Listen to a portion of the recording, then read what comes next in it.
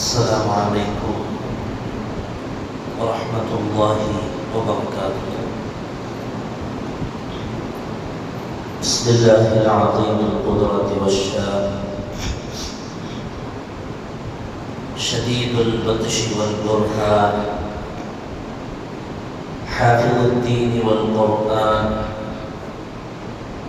بسم الله ما شاء الله كان وما لم يشأ لم يكن، ولا حول ولا قوة إلا بالله العلي العظيم. الحمد لله رب العالمين، والعاقبة للمتقين، والصلاة والسلام على أشرف المرسلين وعلى آله وصحبه أجمعين. أما بعد، فقد قال الله تعالى في القرآن العظيم والفرقان المجيد: أعوذ بالله من الشيطان الرجيم، بسم الله الرحمن الرحيم. إن أول بيت وضع للناس للذي ببكة مباركا وهدى للعالمين. صدق الله العلي العظيم. وقال نبينا وحبيبنا وسيدنا وقرة أعيننا وثمرة فؤادنا محمد رسول الله صلى الله عليه وسلم: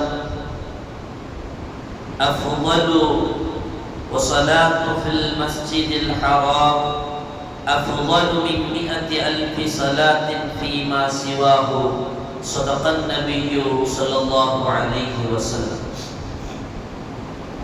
எல்லா புகழும் புகழ்ச்சியும் ஏக இறைவனாகிய அல்லாஹ் ஒருவனுக்கே உரித்தாவுக. அவனின் சாந்தியும் சமாதானமும் ஈருலக வேந்தர் முஹம்மது ரசூலுல்லாஹ் ஸல்லல்லாஹு அலைஹி வஸல்லம் அவர்களின் மீதும், அவர்களின் அடிச்சுவடை அப்படியே அடிவிரலாமல் பின்பற்றிய உத்தம சத்திய சஹாபாக்கள், தாபிஈன்கள், தபஉத் தாபிஈன்கள், நாதாக்கள், சுஹதாக்கள், அவுலியாக்கள், நம் பெற்றோர்கள், உஸ்தாதுமார்கள், மனைவி மக்கள், இங்கே அமர்ந்திருப்பவர்கள், இன்னும் வர இருப்பவர்கள், நம் ஊருவாசிகள், அயல்வாசிகள், கபருவாசிகள், உலக முஸ்லிம்கள் அனைவர்கள் மீதும் என்றென்றும் குறைவின்றி நிறைவாக நின்று நிலவட்டுமாக. புனிதமான இந்த நாளில், அவனுக்கு பிடித்தமான இந்த இடத்தில் வல்லோன் அல்லாஹ் நம்மை ஒன்று கூட்டியதை போல நாளை ஜன்னத்துல் ஃபிர்தௌஸ் என்னும் உயர்தரமான சுவனத்தில் கண்மணி முஹம்மது ரசூலுல்லாஹ் ஸல்லல்லாஹு அலைஹி வஸல்லம் அவர்களோடு நம்மையும் நம்மை சார்ந்த அத்துணை பேர்களையும் ஒன்று கூட்டி அருள் புரிவானாக. நோய்கள் அனைத்தையும் ஷிஃபாவாக்கி தந்தல் புரிவானாக. அன்பிற்கினிய அல்லாஹ்வின் நல்லடியார்களே, புனிதமான ஹஜ்ஜினுடைய கிரியைகள் இன்னும் சில நாட்களில் துவங்கவிருக்கும் இந்த நேரத்தில் ஹஜ் சம்பந்தப்பட்ட சில செய்திகளை நம்முடைய சிந்தனைக்கு நாம் விருந்தாக்கி, நாமும் அந்த புனிதமான இடத்திற்கு போய் அல்லாஹ் கடமையாக்கிய ஹஜ் என்னும் மாபெரும் அமலை நிறைவேற்றுவதற்கு ஆசைப்படவும், அல்லாஹ்விடத்தில் அது குறித்து அதிகமாக துஆ செய்யவும், அந்த பாக்கியத்தை நம்முடைய வாழ்நாளில் பலமுறை பெறுவதற்குமாக அல்லாஹ் நமக்கு தௌஃபீக் செய்தல் புரிவானாக. அன்பிற்கினியவர்களே, இஸ்லாத்தில் சிலதை பார்ப்பதால் மட்டுமே இஸ்லாம் கூலி வழங்குகிறது. அப்படி பெற்றோர்களை பார்ப்பதற்கு அல்லாஹ் கூலியை எழுதுகிறான். குர்ஆனை பார்ப்பதினால் அல்லாஹ் கூலியை எழுதுகிறார். அந்த வரிசையில் புனிதமான கஅபத்துல்லாவை கண்ணால் பார்ப்பதற்கும் அல்லாஹ் கூலியை எழுதுகிறார்.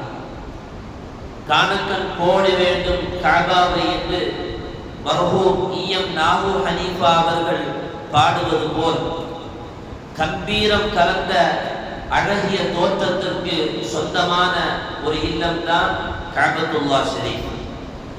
குர்ஆன் கஅபாவை பற்றி சொல்லும் போது இன்ன அவ்வல பைத்தின் உதிஅ லின்னாஸ், இந்த புவியில் முதலில் அல்லாஹுவை வணங்குவதற்காக வேண்டி மக்களுக்காக அமைக்கப்பட்ட முதல் இல்லம் கஅபத்துல்லாஹ். லல்லதி பிபக்கத முபாரக்கன், அது மக்கா என்று சொல்லப்படுகிற மக்கமா நகரத்தில் இருக்கிற கஅபா தான்.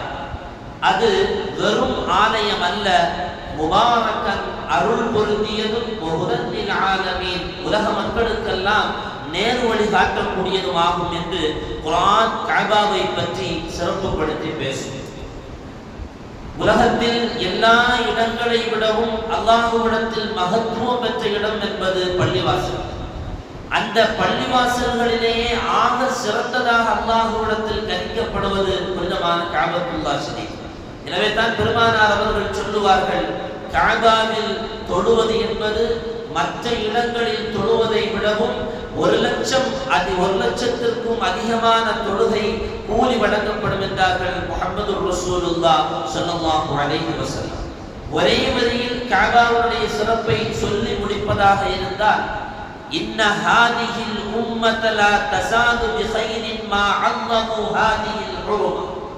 யார் இந்த கஅபத்துல்லாஹ்வை மதிக்குகிறார்கள், அப்படி மதிக்குகிற ஒரு சமுதாயம் இந்த புவியில் இருக்கும் காலமெல்லாம் இந்த கஅபாவை கொண்டு அவர்கள் சிறப்பு பெற்றுக் கொண்டே இருப்பார்கள். இந்த கஅபாவை மதிக்காத ஒரு சூழல், ஒரு சமுதாயம் உருவாகுமே ஆனால் ஃபைதா வய்யஊஹா ஹலகு, நாம் அந்த சமுதாயத்தை அழித்து விடுவோம் என்கிறான் அல்லாஹ் சுப்ஹானஹு வ தஆலா. அப்ப கஅபாவை மதிக்க வேண்டும். கஅபா மதிக்கப்படுகிற காலமெல்லாம் இந்த புவியில் நன்மை நிலை பெற்றுக் கொண்டே இருக்கும். எப்போது கஅபா மதிக்கப்படாத ஒரு சூழல் அல்லது கஅபா மதிக்கப்படாமல் ஒரு சமுதாயம் உருவாகிறது என்றால் அல்லாஹ் அந்த சமுதாயத்தையே அழிக்கிறான் என்பது இந்த கஅபாவுடைய சிறப்பை இன்னும் உச்சத்திற்கு கொண்டு போவதற்கு பெருமானார் அவர்களுடைய இந்த ஹதீஸ் நமக்கு வழிகாட்டுகிறது. ஆக சிறந்த இல்லம் கஅபா. கஅபாவை பற்றி ஏராளமான செய்திகளை நாம் கேள்விப்பட்டிருக்கிறோம். கஅபா மாத்திரமே சிறப்பிற்குரியதா என்றால் இல்லை. கஅபாவும் அதை சுற்றி இருக்குகிற இடங்களும், அந்த கஅபாவை சுற்றி பேசப்படுகிற பொருள்களும் ஆக சிறந்ததாக குர்ஆன் ஹதீஸும் வரலாறுகளும் நம்மை பார்த்து சொல்லும்.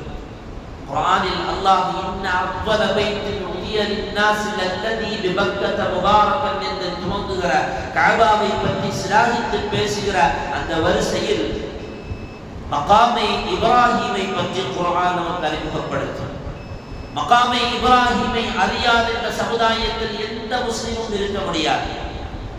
மகாமே இப்ராஹீமை பற்றி குர்ஆன் சொல்லும் போது ஃபீஹி ஆயாத்துன் பையினாத், அந்த மக்கா நகரத்தில் அல்லாஹ்வுடைய அத்தாட்சிகள் இருக்கிறது.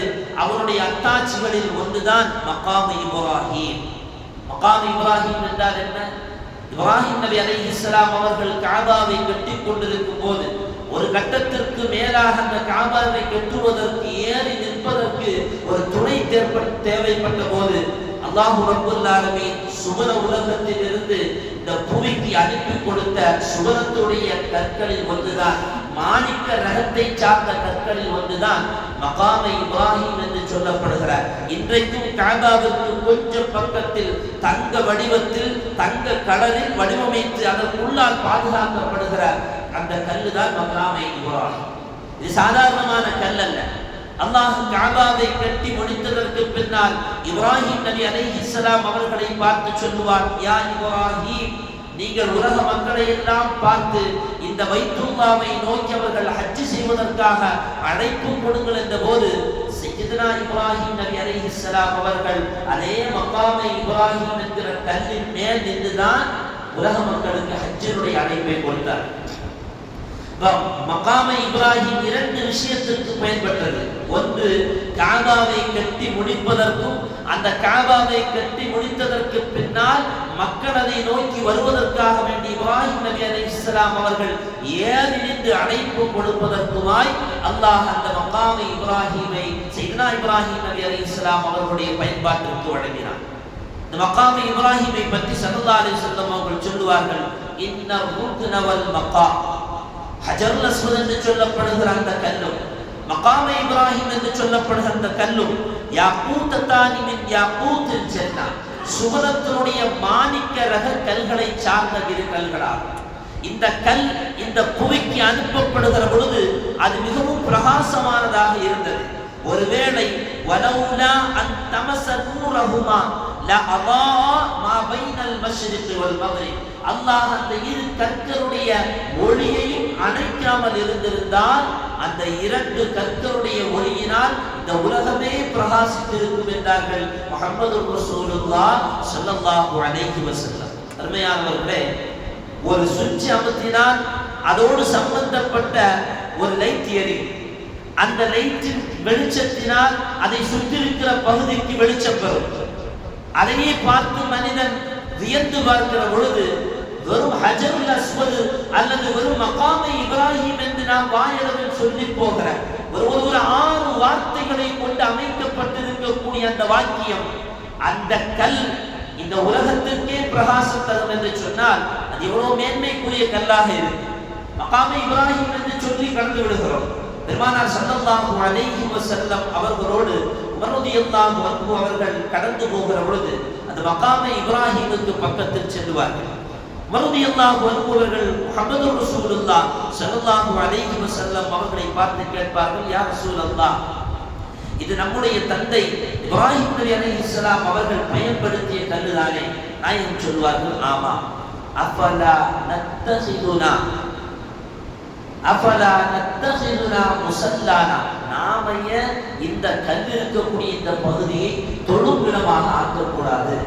பெருமானார் ஸல்லல்லாஹு அலைஹி வஸல்லம் அவர்கள் உடனே சொல்வார்கள், யா உமர், அது சம்பந்தமாக எனக்கு எந்த அறிவிப்பும் அல்லாஹ்விடத்திலிருந்து வரவில்லை. ஆச்சரியம் என்ன தெரியுமா? உமர் ரலியல்லாஹு அன்ஹு அவர்கள் கேட்டு எதுவும் குர்ஆனில் இடம்பெறாமல் இருந்ததில்லை. உமர் ரலியல்லாஹு அன்ஹு அவர்கள் கேட்டு நிறைய சட்டங்களை அல்லாஹ் குர்ஆனில் அணிவகுத்திருக்கிறார்.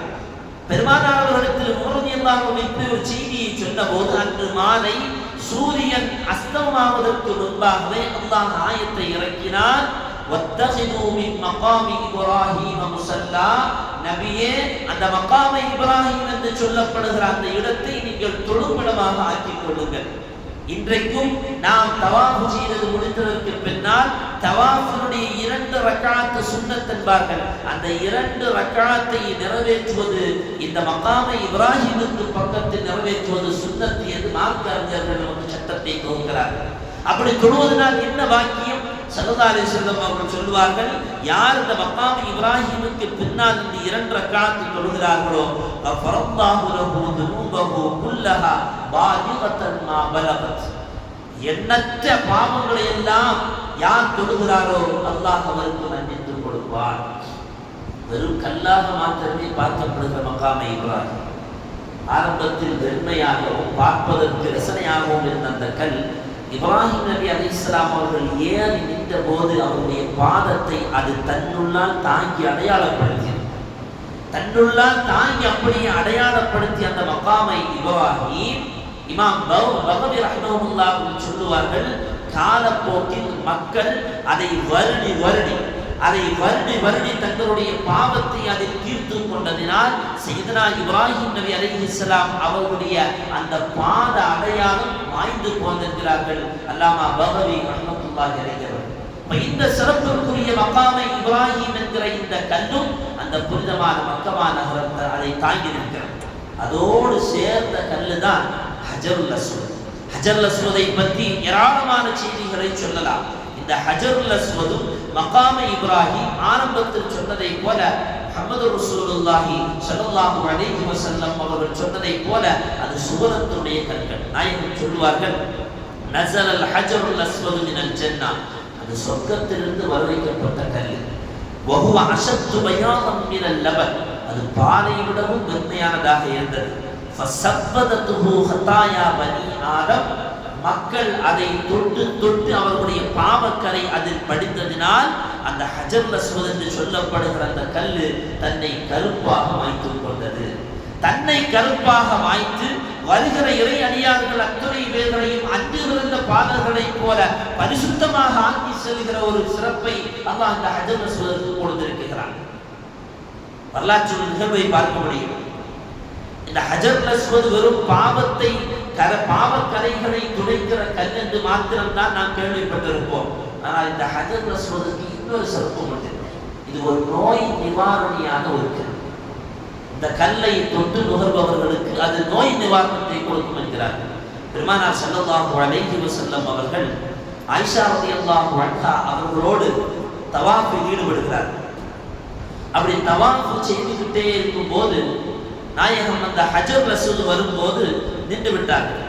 ஹஜர் அஸ்வதுக்கு பக்கத்தில் வந்த பெருமானார் அவர்கள் அதை முத்தமிட்டதற்கு பின்னால் ஆயிஷா நாயகத்தை பார்த்து சொல்வார்கள், யா ஆயிஷா லவ்லா மா தபஅ அலா ஹாதல் ஹஜர் மின் அர்ஜாஸில் ஜாஹிலிய்யா வ அன்ஜாஸிஹா.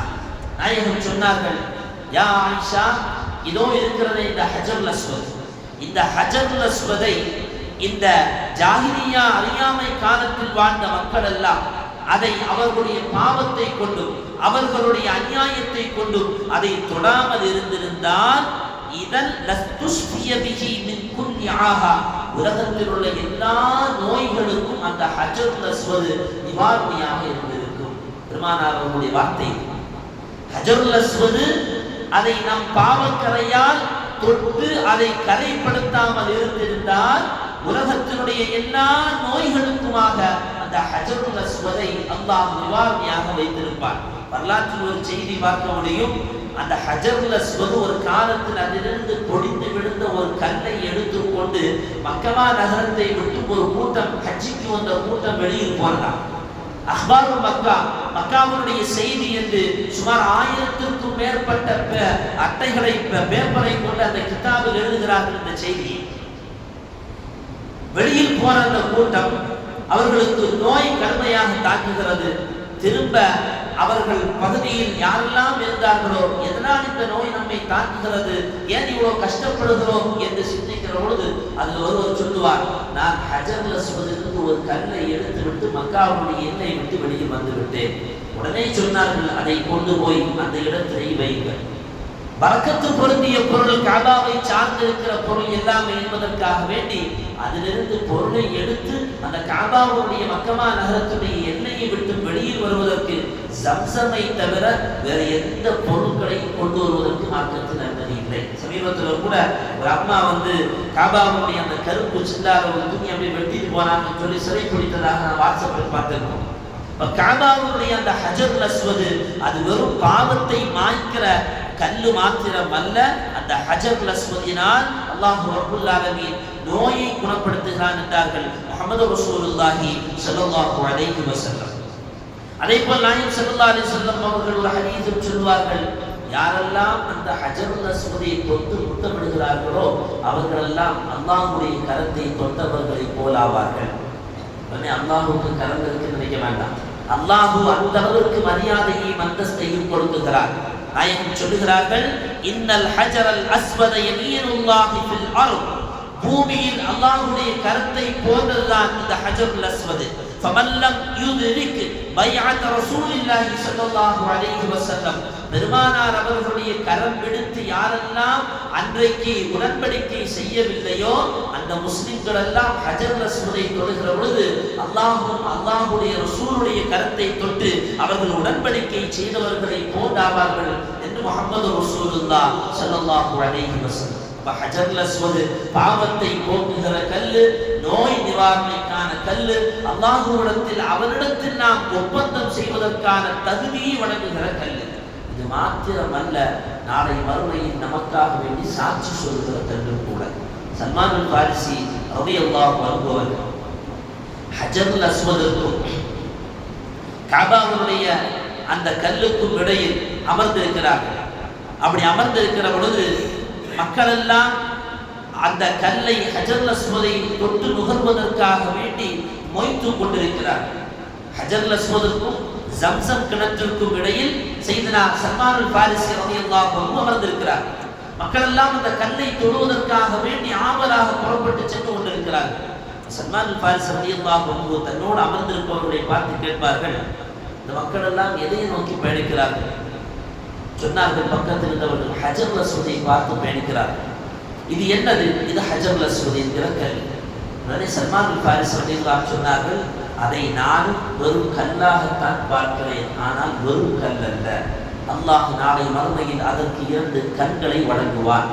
ஒரு நாவை வழங்குவான், 2 உதடுகளை வழங்குவான். உலகத்தில் யாரெல்லாம் அந்த ஹஜருல் அஸ்வதை தொட்டு நுகர்ந்தார்களோ, யாரெல்லாம் அந்த ஹஜருல் அஸ்வதை தன்னுடைய பாவக்கரையினுடைய உதடினால் தொட்டு நுகர்ந்தார்களோ, அவர்களுக்கெல்லாம் நாளை மறுமையில் அல்லாஹ்விடத்தில் சாட்சி சொல்லும், அல்லாஹ் என்னை முக்கியவன் அவன், என்னை தொட்டவன் அவன், என்னை பார்த்தவன் என்று அல்லாஹ்விடத்தில் நாளை மறுமையில் அவர்களுக்காக வேண்டி சிபாரிசு செய்யும் என்றார்கள் சையதுனா சல்மானுல் ஃபாரிஸி ரலியல்லாஹு அன்ஹு அவர்கள்.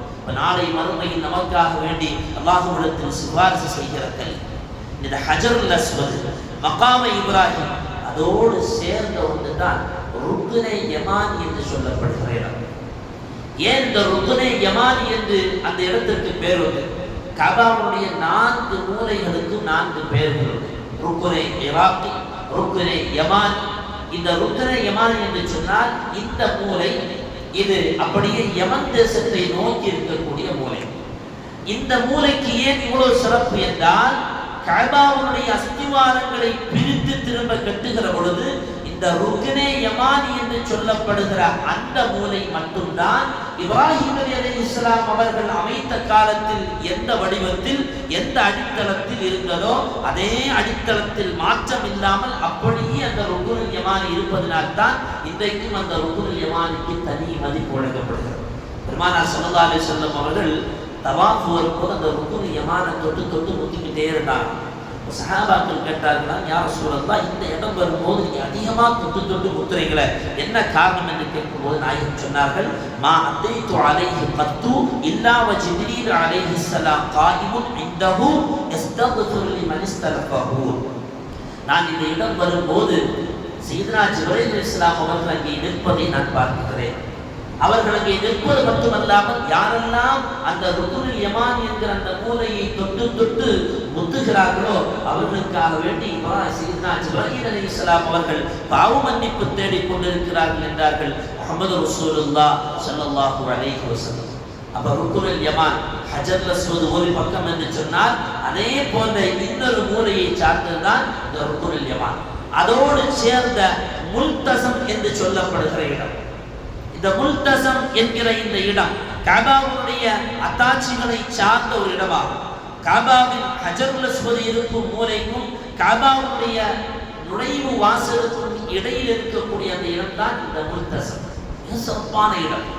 வரலாற்றில் எழுதுவார்கள், அந்த இடத்தில் நின்று கேட்கப்படுகிற எந்த துஆவும் கபூலாக்கப்படாமல் இருந்ததே இல்லை. இப்னு அப்பாஸ் ரலியல்லாஹு அன்ஹு சொல்கிறார்கள், எனக்கு ரொம்ப அனுபவம் உண்டு.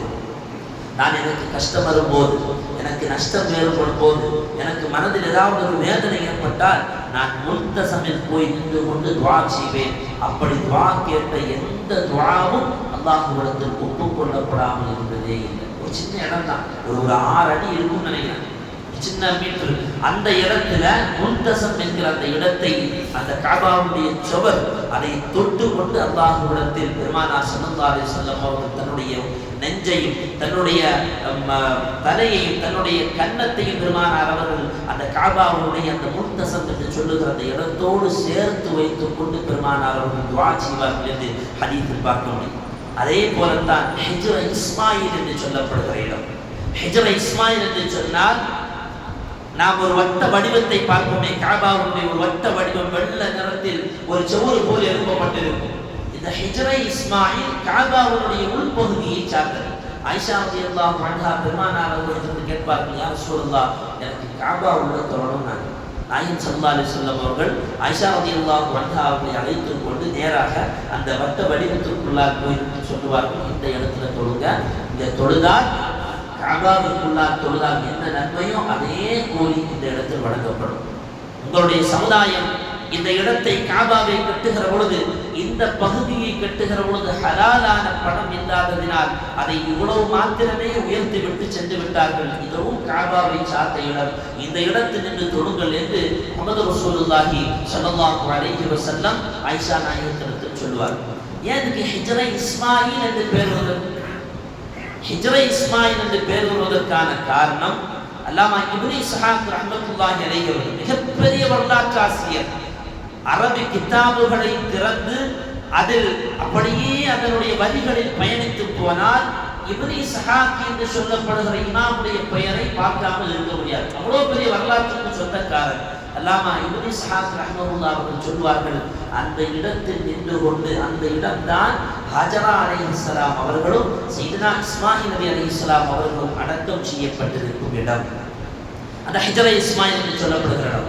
இன்னும் சொல்ல போனால் சையதுனா உமர் பின் அப்துல் அஸீஸ் ரலியல்லாஹு அன்ஹுவுடைய ஆட்சி காலத்தில் அவர்கள் போயிருந்த போது அந்த இடத்தில் நின்று விட்டு சொன்னார்களாம், இந்த இடத்தில் நின்று கொண்டு சையதுனா இஸ்மாயில் நபி அலைஹிஸ்ஸலாம் அவர்கள் அல்லாஹ்விடத்தில் கேட்ட துஆ, அல்லாஹ்வே மக்காவில் மிகப்பெரிய வெயில் தாக்கம் அதிகமாக இருக்கிறது என்று துஆ செய்த போது அல்லாஹ் ரப்பல் ஆலமீன் அந்த ஹிஜ்ரை இஸ்மாயிலுக்கு நான் சுவனத்திலிருந்து தென்றலை வீச செய்கிறேன், இது கியாமத் நாள் வரையிலையும் தொடரும் என்று இஸ்மாயில் நபி அலைஹிஸ்ஸலாம் அவர்களுக்கு பதில் சொன்னதாக உமர் பின் அப்துல் அஸீஸ் ரலியல்லாஹு அன்ஹு அவர்கள் சொல்லுவார்கள். ஆக சிறந்த அந்த கஅபாவுடைய உள்ளால் தொழுதால் என்ன நன்மையோ அதே நன்மையை பெற்று தருகிற இடம்தான் இந்த ஹிஜ்ரை இஸ்மாயில். இந்த ஹிஜ்ரை இஸ்மாயிலுக்கு உள்ள போய் நின்றுட்டு அப்படியே நேரம் மேல பார்த்தோம்னா ஒரு தங்க பாத்தி தெரியும். ஒரு ஓட மாதிரி இருக்கும். மழை பெய்தால் அது வழியாக தண்ணீர் வடிந்து செல்லுகிற அந்த இடம், அந்த தங்க பாத்தி. இந்த தங்க பாத்தியை பற்றி இப்னு அப்பாஸ் ரலியல்லாஹு அன்ஹு அவர்கள் சொல்லுவார்கள், நன்மக்கள் துஆ செய்கிற இடத்தில் போய் துஆ செய்யுங்கள், நன்மக்கள் அருந்துகிற நீரை அருந்துங்கள். இப்னு அப்பாஸ் ரலியல்லாஹு அன்ஹு அவர்களிடத்தில் கேட்கப்பட்டதாம், அது என்ன நன்மக்கள் துஆ செய்கிற இடம்? அந்த மீசான் என்று சொல்லப்படுகிற தங்க பாத்தி, அதற்கு கீழாக துஆ செய்கிற அத்துணை பேர்களும் நேர்மக்கள். அல்லாஹ் அவர்களுக்கு தான் அந்த பாக்கியத்தை கொடுக்கிறான். பொதுவாக ஹஜ்ஜுக்கு போனால் உம்ராவுக்கு போனால் இஹ்லாஸான என்ன வேணும்? எல்லாமே இஹ்லாஸான அமலின்படி தான் அல்லாஹ் நன்மையை தருவான். ஹஜ்ஜுக்கு போகிறதுனாலும் உம்ராவுக்கு போகிறதுனாலும் சியாரத்துக்கு போகிறதுனாலும் பெரிய அல்லாமாவும் ஆக முடியாது, அல்லாமா முல்லாக்காரியும் ஆக முடியாது. எப்பதான் ஆக முடியும்? அப்படி ஒரு சீதேவியாக ஆக வேண்டும் என்றால் லில்லாஹி அல்லாஹுக்காக வேண்டியாக இருக்க வேண்டும் அமல். அந்த மேன்மக்கள் என்று இப்னு அப்பாஸ் ரலியல்லாஹு அன்ஹு அவர்கள் அடையாளம் பெற்றிருப்பது, மேன்மக்கள் என்று சொன்னது இஹ்லாஸான எண்ணமுடையவர்கள். யாரெல்லாம் இஹ்லாஸோடு மன தூய்மையோடு அந்த ஹிஜ்ரை இஸ்மாயிலுக்குள்ளா நின்று அந்த பாத்திக்கு நேராக கீழே துஆ செய்கிறார்களோ அவரெல்லாம் மேன்மக்கள் என்று சையதுனா இப்னு அப்பாஸ் ரலியல்லாஹு அன்ஹு அவர்கள் அடையாளப்படுத்துவார்கள். அந்த இடத்தில் யாரெல்லாம் 2 ரக்காத்து தொழுகிறார்களோ அவருடைய பாவத்தையும் அல்லாஹ் மன்னிக்கிறான், அவர்கள் கேட்கிற துஆக்களையும் அல்லாஹ் கபூல் செய்கிறார் என்றார்கள் முஹம்மது ரசூலுல்லாஹி ஸல்லல்லாஹு அலைஹி வஸல்லம். அடுத்து 7வது கஅபாவை சுற்றி இருக்கிற பரக்கத்து பொருந்திய பொருட்களை கொண்டுதான் ஜம்சம் நீர். இன்ஷா அல்லாஹ் அதை பற்றி விரிவான செய்திகளை பார்க்கலாம். ஜம்சம் அருந்தியவர்களுக்கு நாயகம் சொன்னார்கள், அந்த ஜம்சமே உணவு. ஜம்சம் அருந்தியவர்களுக்கு அவருடைய நோய்க்கான நிவாரணம் அந்த ஜம்சமே என்றார்கள். அவ்வளோ சிறப்பும் மேன்மையும் உடையது அந்த ஜம்சம் நீர். எல்லாம் அல்லாஹ் சுப்ஹானஹு வ தஆலா அந்த புனிதமான கஅபாவுக்கு சென்று என்னவெல்லாம் இந்த இடங்களை இதை பற்றிய செய்திகளை கேள்விப்பட்டோமோ அதையெல்லாம் அந்த இடங்களில் நாம் உணர்ந்து ஞாபகப்படுத்தி அதையெல்லாம் மனதில் கொண்டு வந்து அமல் செய்கிற பாக்கியத்தை அல்லாஹ்வுடைய வாழ்நாளில் பல முறை தந்தல் புரிவானாக. ஹஜ் செய்கிற, உம்ரா செய்கிற, ஜியாரத் செய்கிற பாக்கியத்தை அல்லாஹ்வுடைய வாழ்வில் பல முறை தந்து நாளை மறுமையில் அந்த இடங்களெல்லாம் நமக்காக வேண்டி அல்லாஹ்விடத்தில் சிபார் செய்கிற பாக்கியத்தையும் நாளை மறுமையில் தந்தல் புரிவானாக. வஆஃபிரு தஅவானா அல்ஹம்துலில்லாஹி ரப்பில் ஆலமீன். அஸ்ஸலாமு அலைக்கும் வரஹ்மத்துல்லாஹி